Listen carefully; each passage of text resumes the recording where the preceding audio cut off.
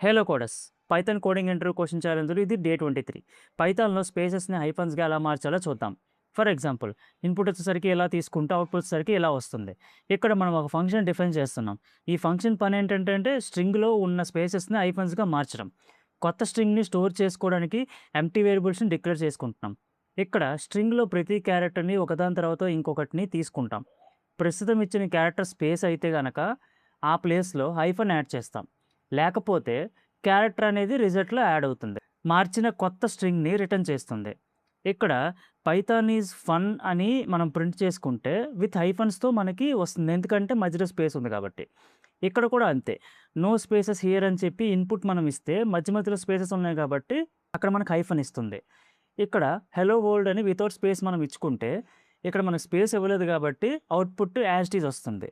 ఇలాంటి more python basics and string logic programs కోసం code zone Telugu ఛానల్‌ని సబ్స్క్రైబ్ చేసుకోండి.